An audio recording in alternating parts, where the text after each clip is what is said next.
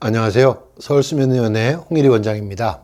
건강보험 보장성 강화 대책의 일환으로 건강보험정책심의위원회에서 기면병이나 특발성 과다수면증을 진단하기 위한 다중수면 잠복기 검사의 요양급여를 결정했습니다. 다중수면 잠복기 검사는 낮잠을 여러 번 자면서 잠드는 시간을 확인하는 검사로서 멀티플 슬립 레이턴시 테스트, 즉 MSLT라고 부르며 관행적으로 주간 수면 검사, 낮잠 검사라고 부르기도 합니다.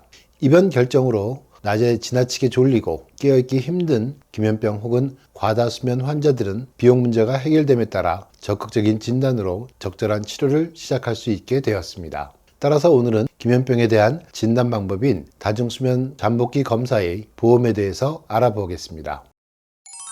보험이 적용되면 검사 비용은 어떻게 바뀌나요? 수면다운 검사의 급여 이전에는 낮에 졸린 원인을 찾기 위해서는 야간 수면다운 검사 후 주간 수면 검사를 비급여로 받았고 비용이 130에서 150만 원 정도 들었습니다. 1차로 지난 2018년 7월부터 수면다운 검사에 건강보험이 적용되고 주간 수면다운 검사는 비급여로 남아서 검사비가 60에서 70만 원 정도 되었습니다. 이번에 주간 수면다운 검사, 즉 다중수면 잠복기 검사에 건강보험이 적용되면서 야간 수면다운 검사와 주간 수면 검사를 합쳐 본인 부담금이 약 21만 원 정도로 되었습니다.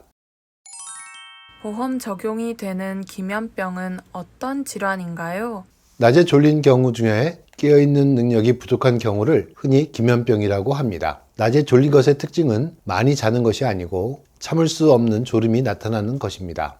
밥 먹다가 자거나 대화하다가 잠을 자거나 컴퓨터 게임 등 집중하는 상황에서도 조절되지 않는 잠을 자게 됩니다. 졸린 증상과 더불어 환자들에게 종종 꿈수면이 조절되지 않을 때 나타나는 증상이 나타납니다. 꿈인지 현실인지 구분이 안 되면서 인면기 환각이 보이고 새벽녘에 가위 눌리는 현상이 나타나고 낮에 갑자기 팔다리가 풀리는 탄력 발작이 나타나기도 합니다.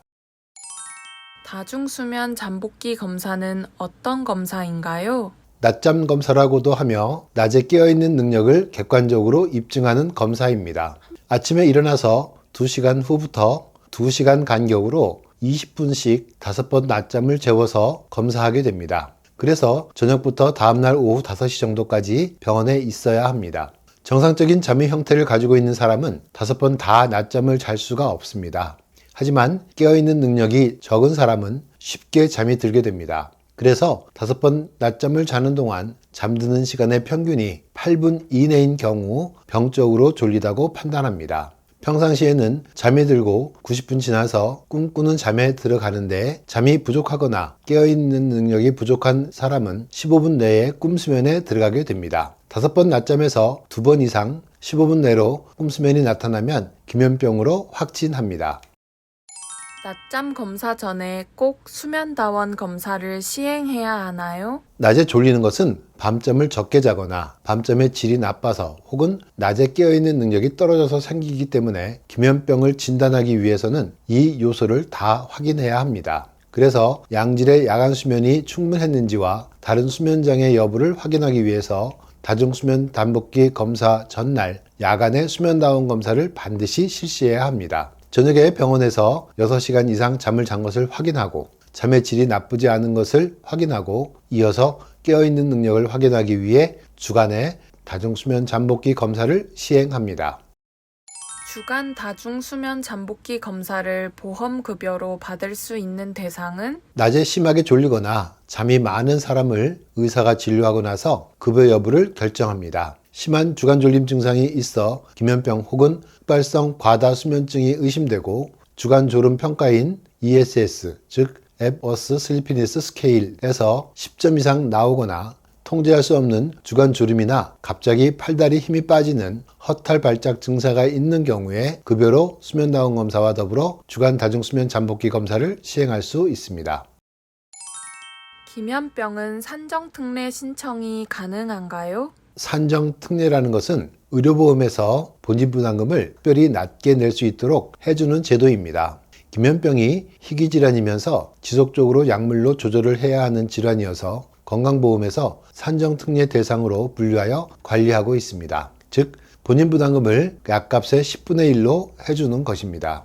다중수면 잠복기 검사는 기면병 진단 과정에서 다른 검사로 대처가 불가능하며 치료약제 급여 기준에 해당하는 검사 결과가 필요합니다. 지금까지는 비급여로 진단하고 이 결과로 약값을 급여로 받는 모순이 있었는데 이번에 급여화되면서 정상적으로 급여로 검사하고 약물 치료에 급여를 적용할 수 있게 되었습니다.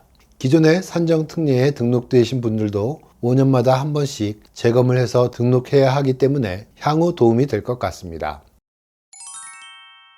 결론적으로 말씀드리면 이번에 국민건강보험에서 기면병을 진단하는데 꼭 필요한 다중수면 잠복기 검사, 즉 MSLT를 급여화하기로 한 것을 계기로 일상생활이 힘든 주간졸림 환자들이 정확히 진단을 받아 정상적인 삶의 질을 유지하는 계기가 되었으면 합니다. 당신의 꿀잠을 응원합니다. 감사합니다.